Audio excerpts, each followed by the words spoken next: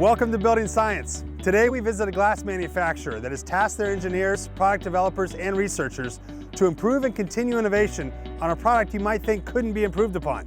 Today we explain electrochromic coating, intermediate tint levels, and show you a company who is the pioneer of this remarkable technology. This is the Building Science of SageGlass.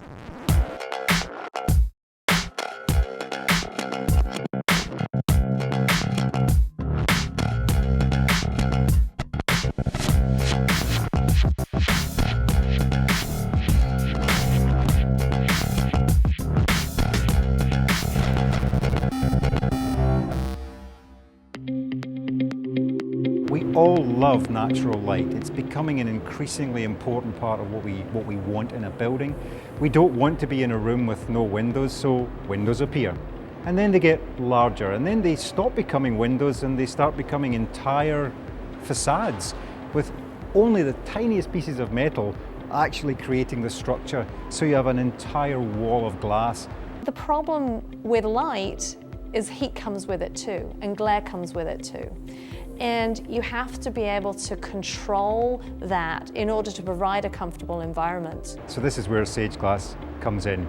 We can attenuate that heat, we can control the light, but we can keep the view at all times and make you feel connected to the outdoors, make you really feel like all you've got is this piece of beautiful glass product between you and outside. This is a product that we can control either manually with a switch or automatically with the building management system, and depending on the amount of light that is coming from the sun, basically we can modulate the absorption of the glass and consequently the amount of light and energy that comes into the building.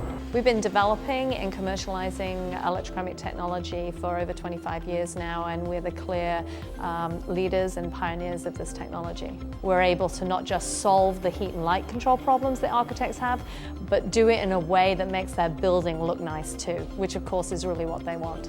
We like to think of it as a technology enabler.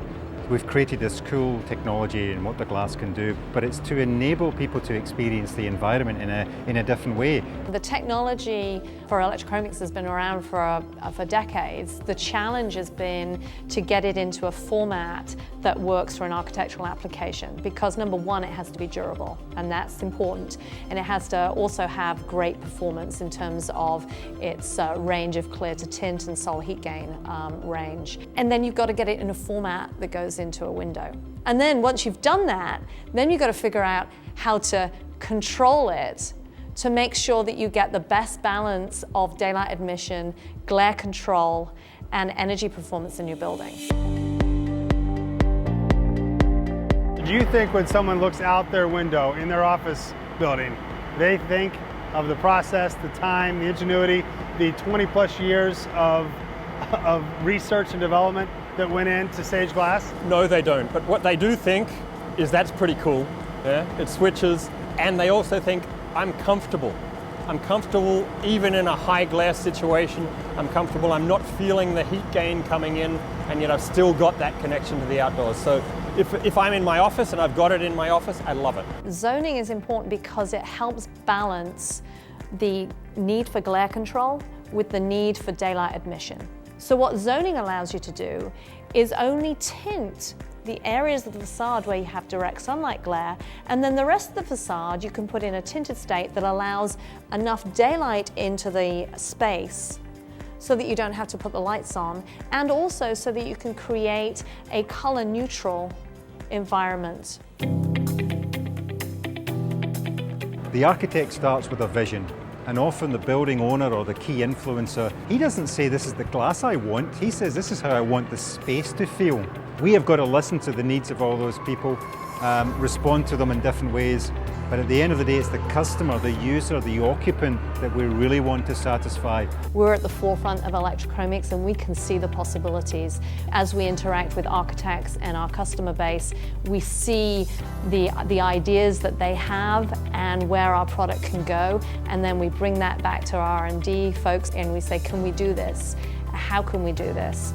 And so I see a lot of innovation coming in this field, absolutely. When John Van Dyne started SageGlass in 1989, he he knew exactly what he wanted in his product and company.